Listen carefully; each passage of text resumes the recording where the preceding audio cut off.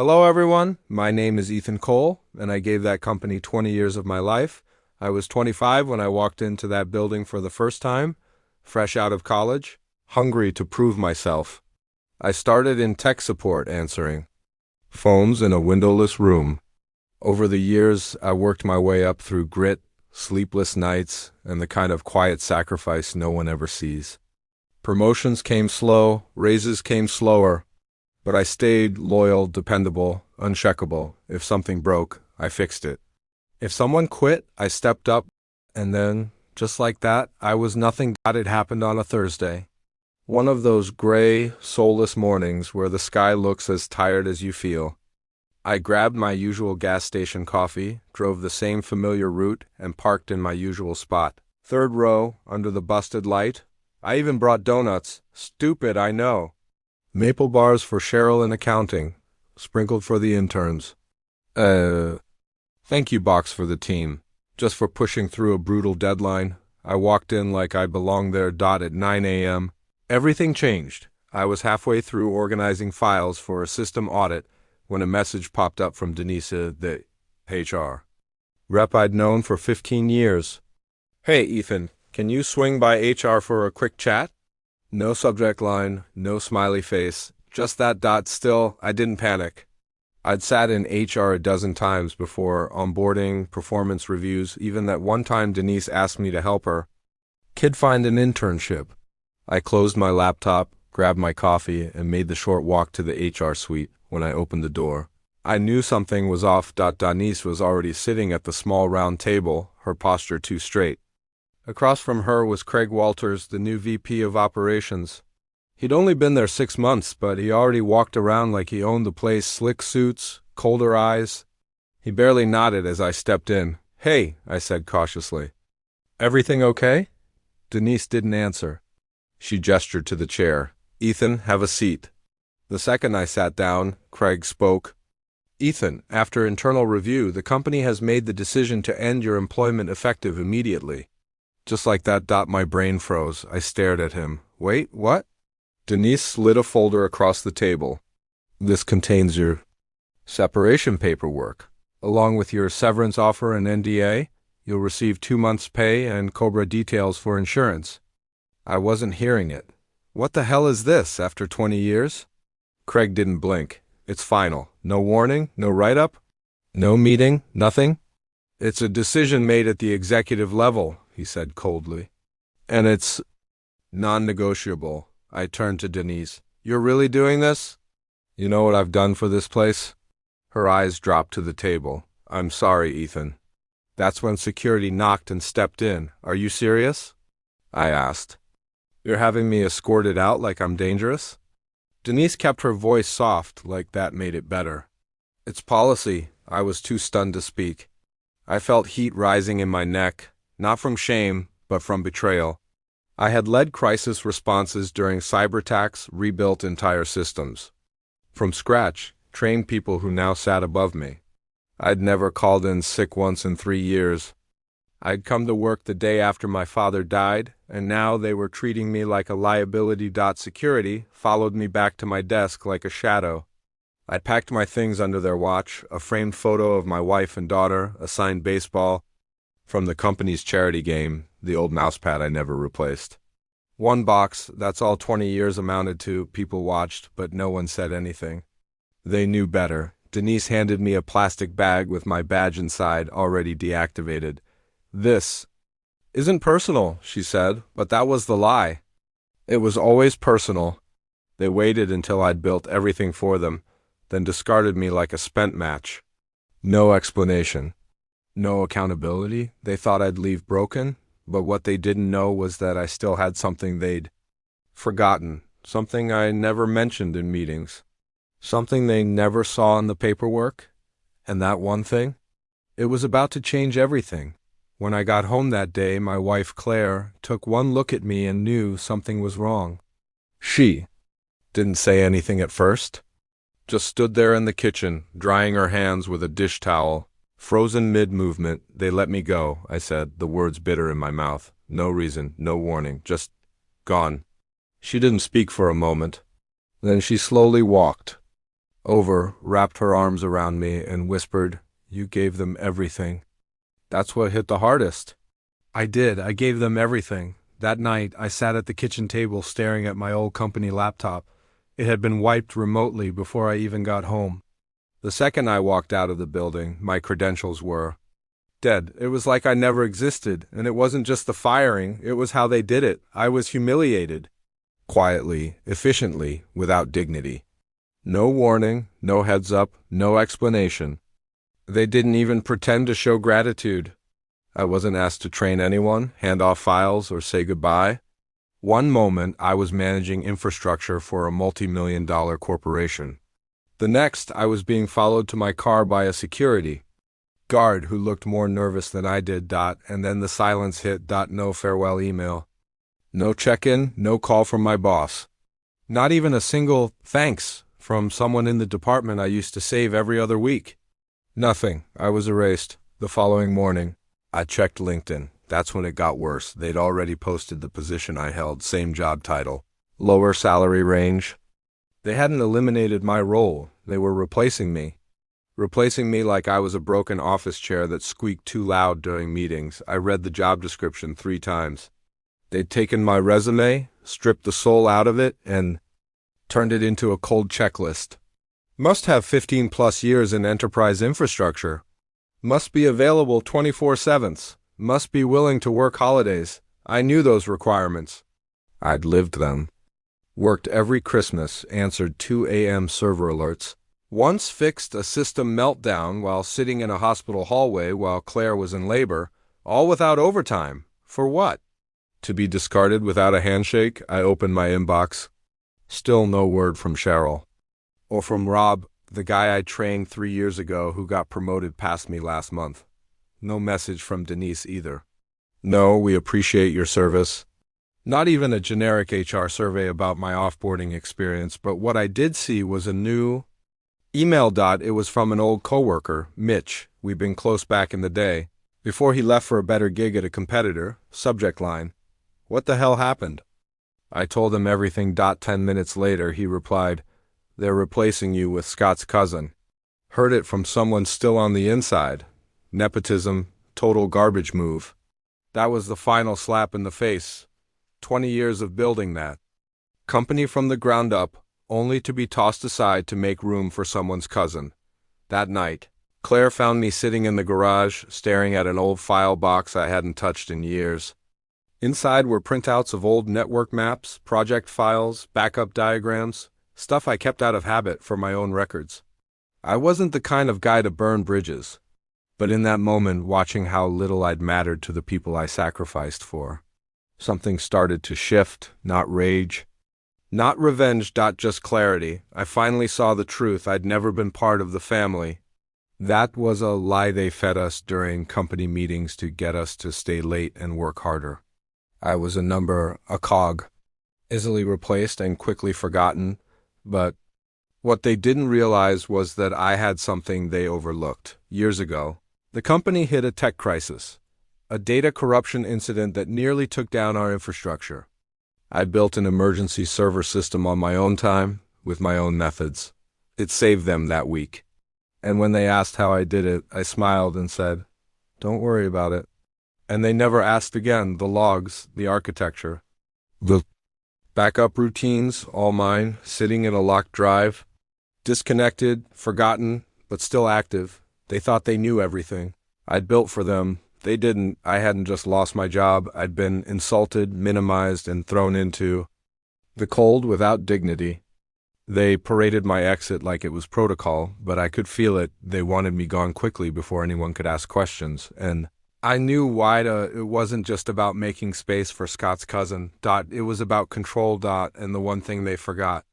The person they tried to erase was the one who knew the foundation better than anyone. They fired me thinking I'd disappear, but they didn't just fire Ethan Cole. They set something in motion that was already alive and waiting. There's a dangerous thing that happens in companies after a few years. They forget who built the floor they're standing on. They walk through hallways that someone else kept running. They hit send on emails without thinking about the servers behind them.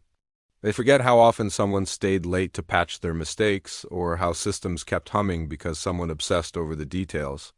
That someone was me, and they forgot. Let me take you back. When I started at Raxentech, the company was operating out of a converted warehouse. There were 14 of us.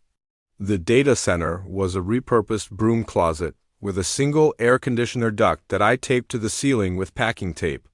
Servers would overheat in the summer, freeze in the winter, and I used to sleep on the break room couch during crisis weekends. No one else knew how to set up network firewalls. No one else configured our first secure client portal. I was the guy who stayed up with our founder before he became CEO, troubleshooting why our SQL server kept dropping data during batch imports. I wasn't just a number in a chair. I was a cornerstone. A digital mason, laying bricks no one else even knew existed. I wrote our original asset management system in PHP from scratch. I designed the disaster recovery plan before anyone even asked for one. I knew the server stack like I knew my daughter's bedtime routine. I lived it. And when the company grew, they gave me a title bump and a thank you pizza party. That's how things went. No bonuses, no stock options. Just cheap gratitude, but I didn't complain. Because I believed in the mission. I helped onboard every new team lead in the engineering department. I gave up PTO to personally train junior techs who would later forget my name. I built internal tools that saved the company tens of thousands of dollars, scripts and processes I never even got credit for. Most of them didn't even know I was behind it. They just assumed things worked. Of course they did. I made them work. When a regional data breach hit one of our competitors, I stayed up 40 hours straight creating countermeasures to prevent it from happening to us. Not because someone told me to, but because I gave a damn, because I cared about the company, because I thought they cared about me too. The irony? The new VP, Scott, the one who sat across from me and handed me my walking papers, couldn't even explain how our backup systems functioned. I built those with no manual, no extra pay. Just instinct and experience. You know what's funny? The week before they fired me, I got a company-wide email from the CEO himself. Subject line: gratitude for our legacy staff. It was about honoring the veterans of the company, those who helped lay the foundation. My name was in it. A full paragraph. We are especially thankful to Ethan Cole, who's been a pillar of technical excellence since day one. That email is probably still pinned to the company Slack. 3 days later, I was escorted out like a criminal. I had to remind myself I wasn't dreaming. But here's the thing, when I left, I didn't just walk out with a box of coffee mugs and memories. I walked out with knowledge, not stolen files. Not secrets, memory, things they couldn't erase. Because they never even understood what I did in the first place. They didn't know that years ago, I created a silent server that backed up every major configuration change. Not out of paranoia, out of habit. Because the company was always one mistake away from disaster, and I wasn't going to let something slip without a fallback. They didn't know that the internal monitoring system had a ghost account. One I built so I could test alerts. One they never deleted. They didn't know that I had created redundancy for systems they thought were autonomous. Because when you build the digital skeleton of a company, you don't just let it rot, you track it. You protect it, even if no one says thank you, and even after being fired, humiliated, and ghosted by everyone I helped succeed. I still cared, but not in the way I used to. Before, I cared about the company, the mission, the people. Now I cared about what I was owed. Not money. Not a job. Respect. Dignity. The acknowledgement that people like me, the quiet builders, the behind-the-scenes problem solvers, were the reason this shiny machine worked at all. They walked me out. Like I was a threat, and they were right, not because I was going to hack them, but because I was the only one who truly understood how fragile their empire really was. They had forgotten the name, Ethan Cole, but they were about to remember what it cost to ignore the man who built the backbone they stood on. I went quiet after they let me go. No social media rants. No long email threads. No angry phone calls. I disappeared intentionally. That's what they didn't expect. They were waiting for a reaction, People like Scott and Denise count on it. A fired employee gets loud, emotional, reckless. They make a scene, post screenshots, threaten lawsuits. It makes it easier to write them off as unstable. Just another disgruntled worker who couldn't handle business decisions. But I didn't give them that. I gave them silence, and that scared them more than anything. For 2 weeks I went completely dark. I didn't post, didn't respond, didn't even update my LinkedIn. I took long walks with no destination. I sat in the basement with my old hard drives, flipping through memories. I slept late. I stayed up later. I drank coffee at midnight and watched the sunrise in silence. Claire gave me space. She didn't push.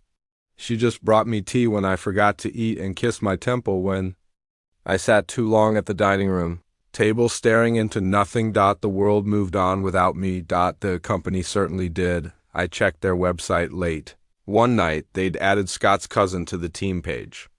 A smug, overfiltered photo and a fake-sounding title, Director of Strategic Infrastructure Solutions.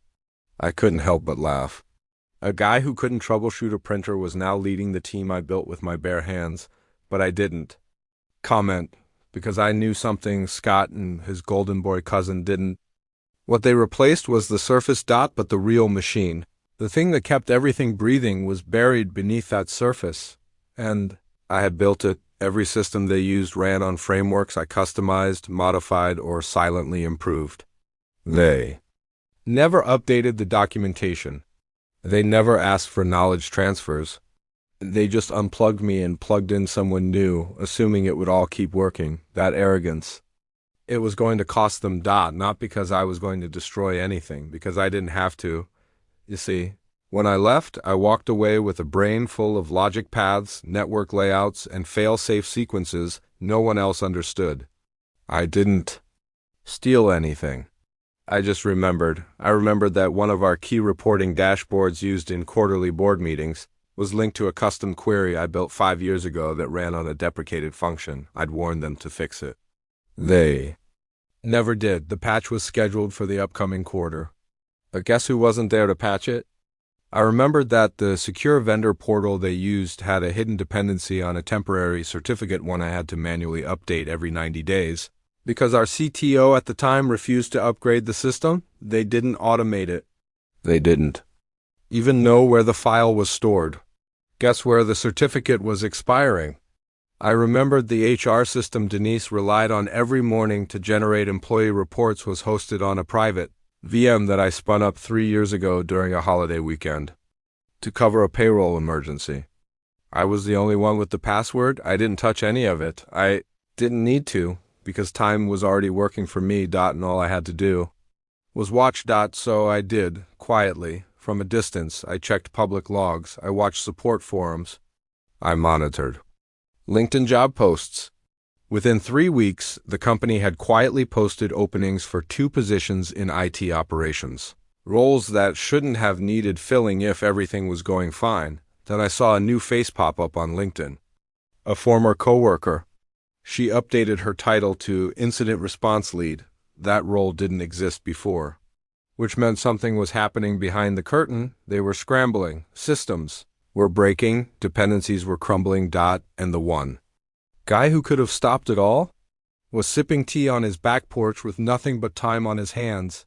That's when I opened the encrypted drive, not to launch an attack, not to sabotage anything, but to remember. I pulled up the old schematics, the notes I used to jot down during weekend overhauls, the diagrams I drew by hand when I couldn't sleep. Every page reminded me how much of myself I had poured into that place. Not just time identity. I wasn't mad anymore. I was clear. Crystal clear. They'd taken everything I built and thrown me away like a tool that outlived its usefulness. But what they didn't realize was that the tool they discarded was the only one that understood how everything was held together.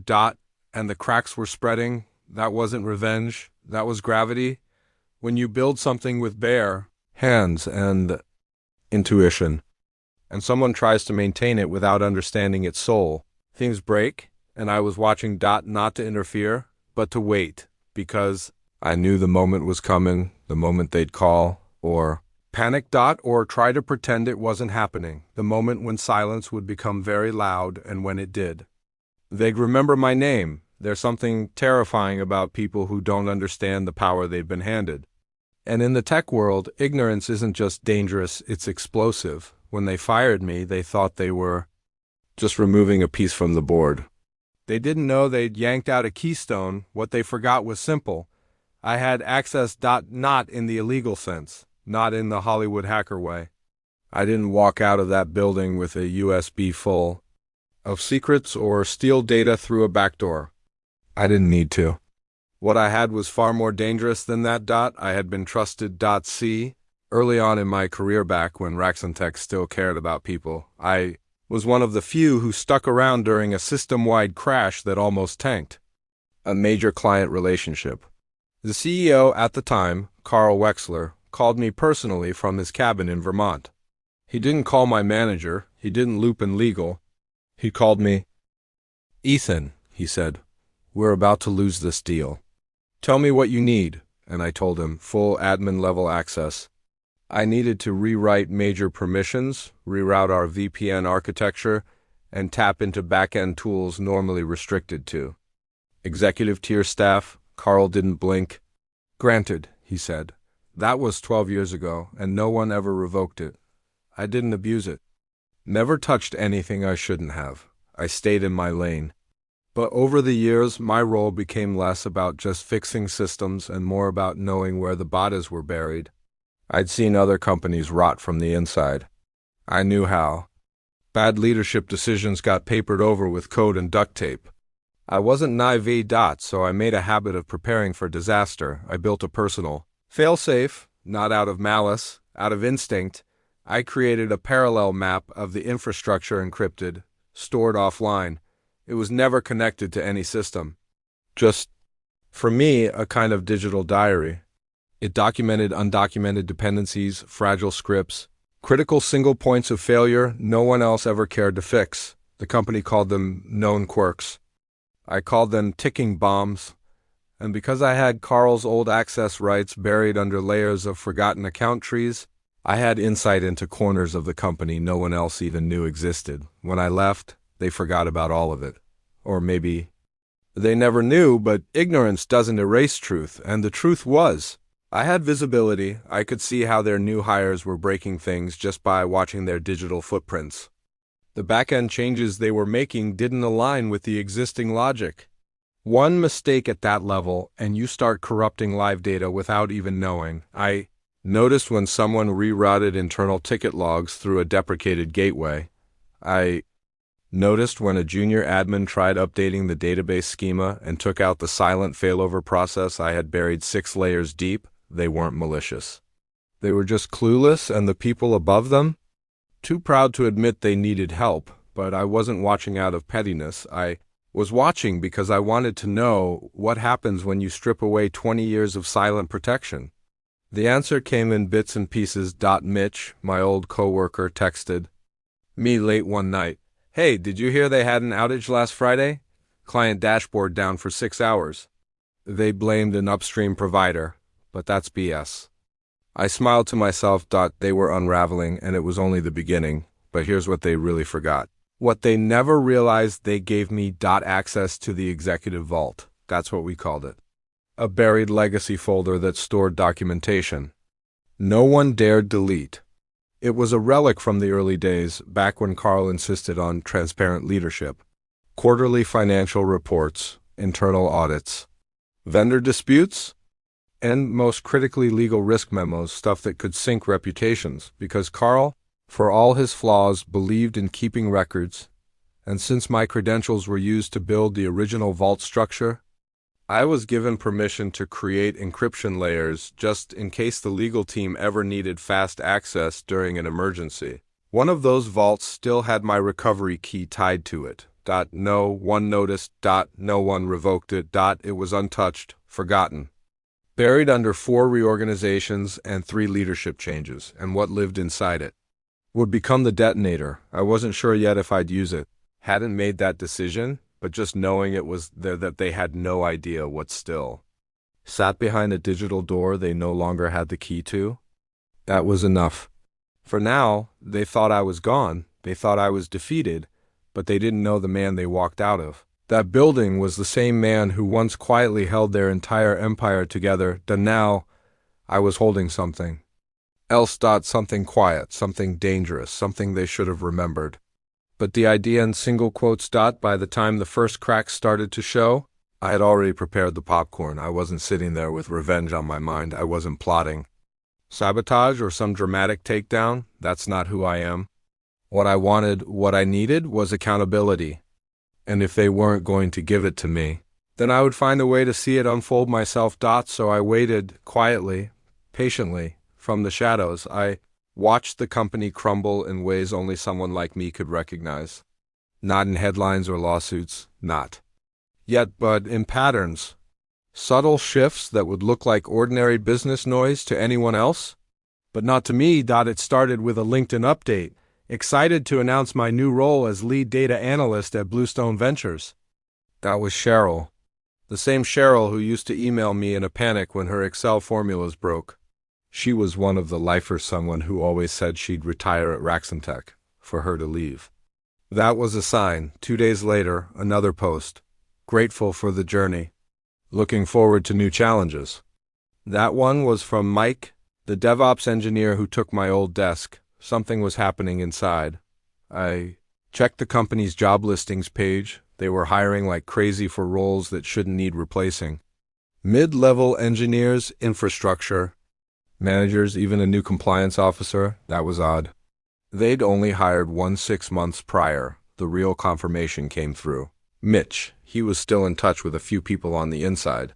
His messages became more frequent. You won't believe this client dashboard went down again. They're blaming the cloud provider, but it was an internal config issue. Someone tried restoring a backup from the wrong quarter. Data got scrambled. Legal is panicking. Client retention is tanking. I said nothing. Just read the messages like daily news bulletins. Part of me wanted to offer help, to say, hey, I know what's wrong. I can fix it, but I didn't because I wasn't theirs anymore. And they had made that very clear. Instead, I kept watching. Every time they made a public post about a new initiative, I'd quietly inspect the codebase updates that were still cached on Mirrored. Repositories, repos they forgot were synced with a developer sandbox I'd helped create. I wasn't hacking.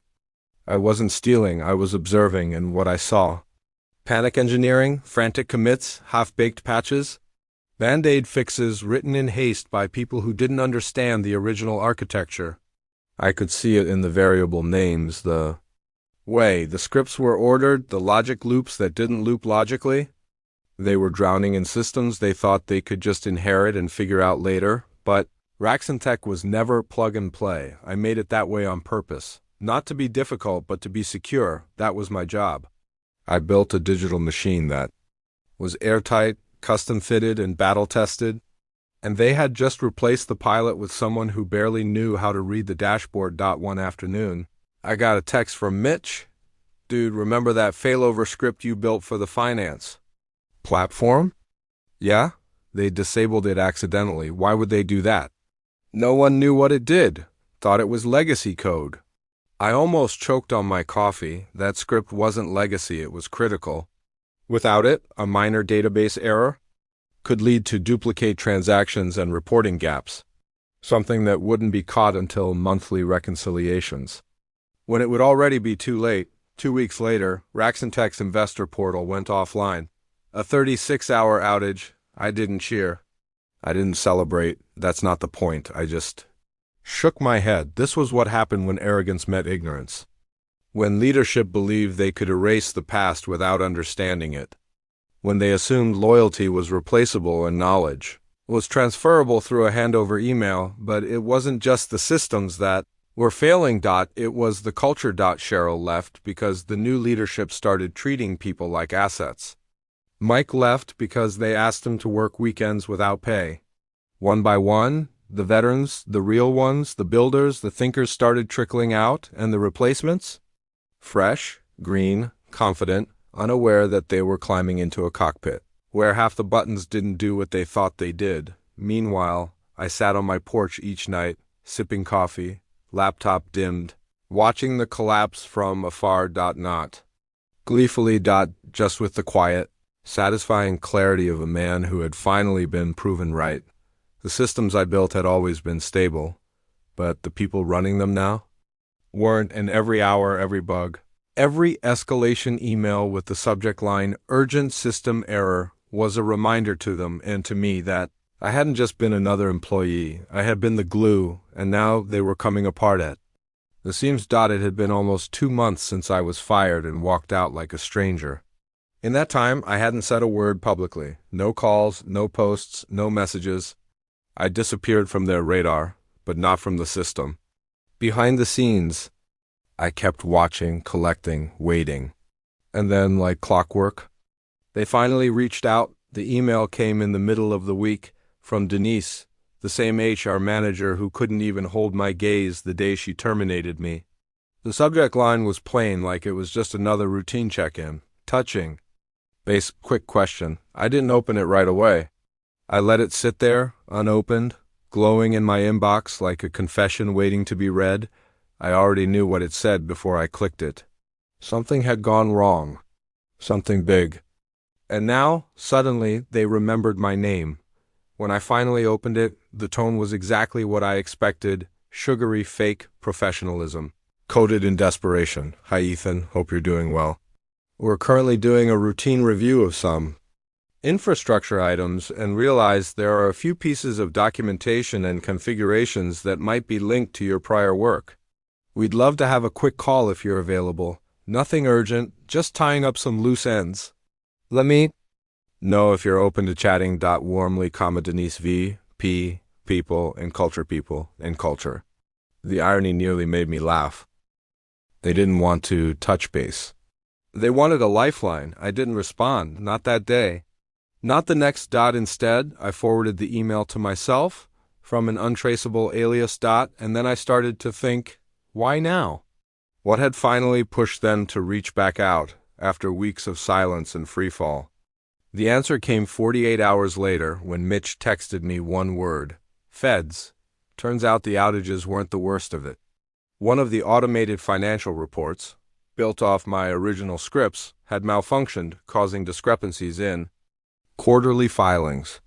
A junior tech tried to manually adjust the figures using outdated backups, and that's when a whistleblower inside accounting noticed something didn't add up. Someone reported it. Now, the SEC was involved. Suddenly, this wasn't about malfunctioning dashboards or missed emails. It was about compliance fraud, misreporting, and executive negligence, and all of it tied directly to systems I once managed. The same ones they'd stripped from me without notice, understanding, or transition. They were in freefall. And now they wanted the guy they tossed aside to come fix it. I waited 3 more days. Then I responded with a 1-sentence email. "Hi, Denise. I don't believe I'm the right person to help you. Good luck with your review. Ethan, I didn't sign it. Best, or sincerely." I wasn't interested in politeness, but that one sentence, it triggered a flood. The next morning, I had 3 new emails, one from Scott, the VP who fired me, one from legal, and one from someone new, someone I didn't recognize. Jeremy Laskin, Interim Chief Compliance Officer. Jeremy's email was different. It was colder, legalized. Mr. Cole, we are reaching out formally to request assistance in reconstructing portions of prior system, documentation, and related configurations connected to your tenure. Please note, this is a matter of urgency, and, if necessary, we may be required to issue a subpoena or formal deposition request.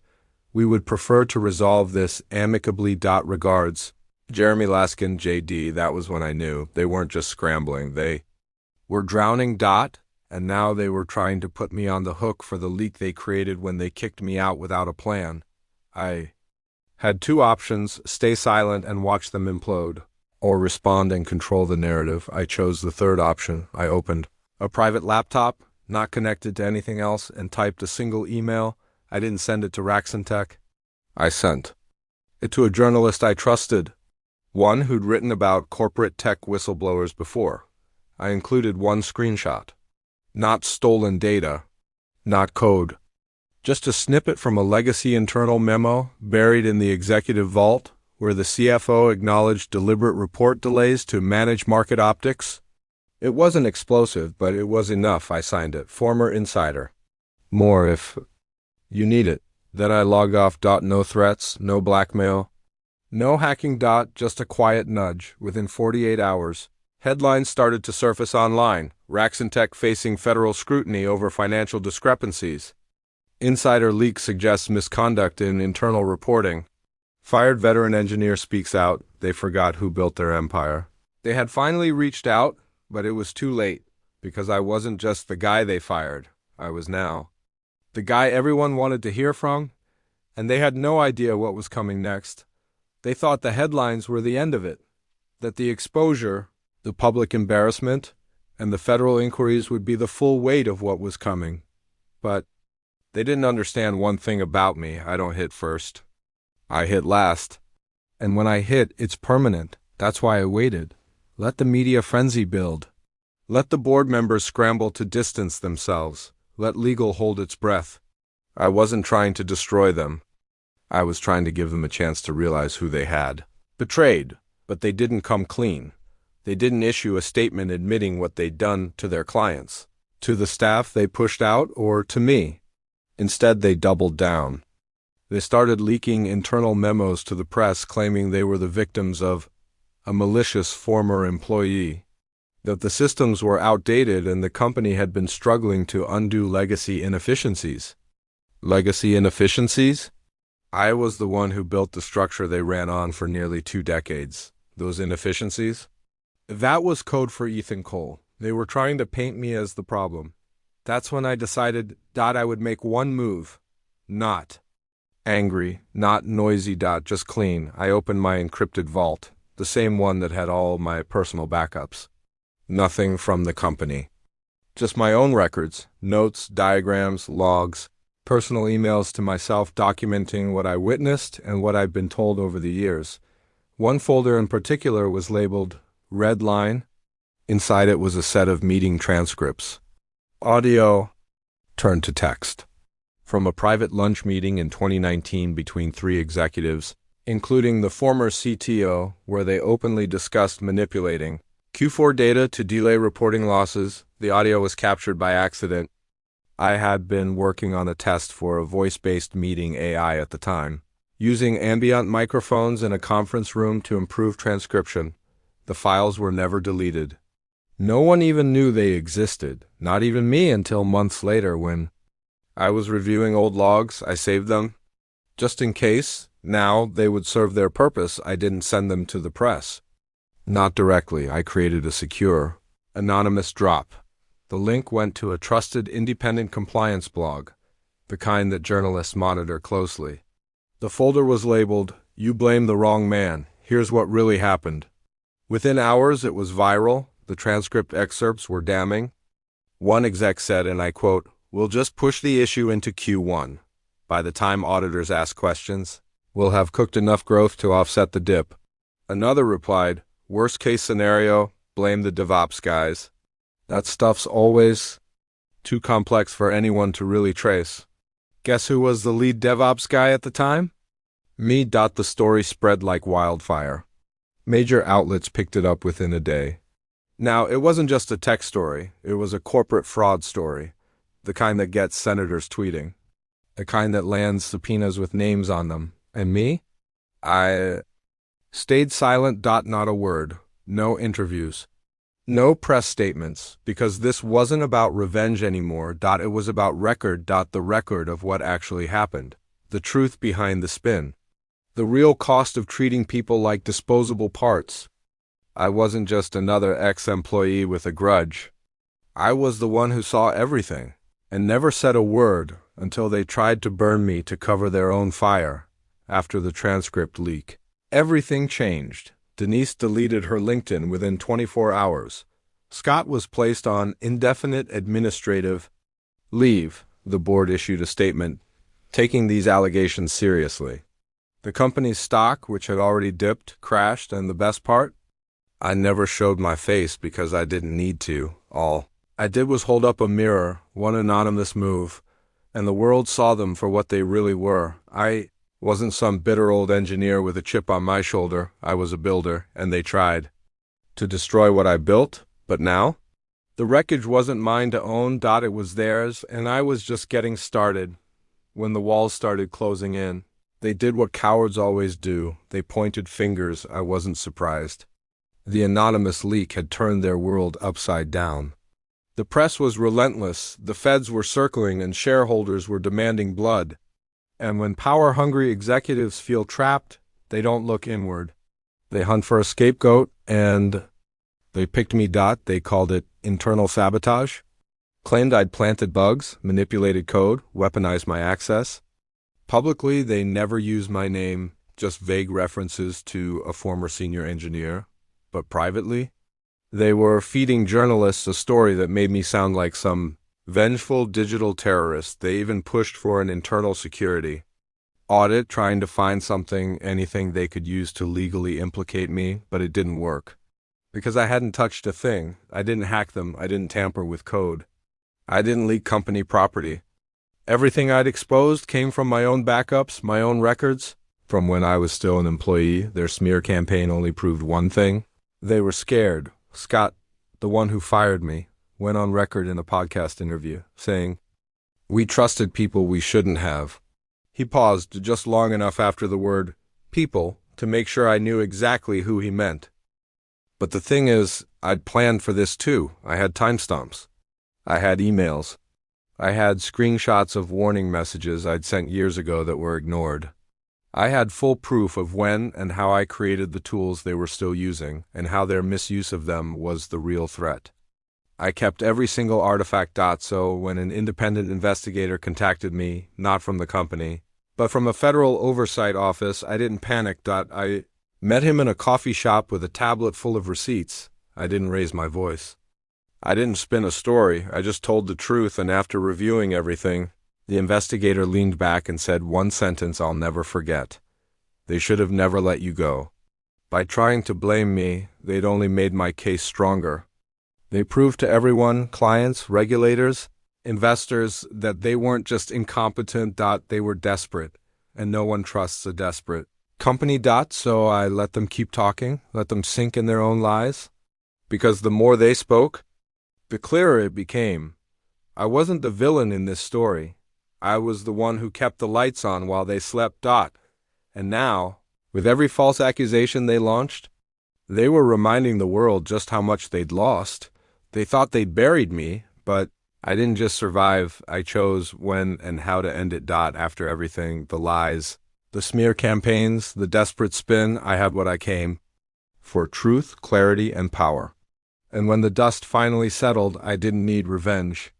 I needed peace. One morning, I got a final email from Raxentech's legal team, polite, formal, controlled panic behind every word. "We'd appreciate your cooperation in ensuring a smooth resolution. In exchange, we're open to discussing a financial settlement and mutual non-disparagement agreement. Translation: please stop talking. Please don't leak more." I didn't respond immediately. I took a walk instead, and somewhere between the corner cafe and the old tech bookstore I used to love, I realized something. I didn't need anything from them. No courtroom. No deal. No silence for cash agreement. I had already won. They lost their credibility, their talent, their control. Everything they built sat on code they didn't understand, systems I designed, and trust they shattered. And me? I had my name, my integrity, and more job offers than I knew what to do with. So I wrote one final message. I decline. I'm not interested. In your silence, I've said everything I needed to say without raising my voice. Then I hit send. And just like that, I walked away, not as the man they fired, but as the one they never should have underestimated, on my own terms, and they never saw it coming.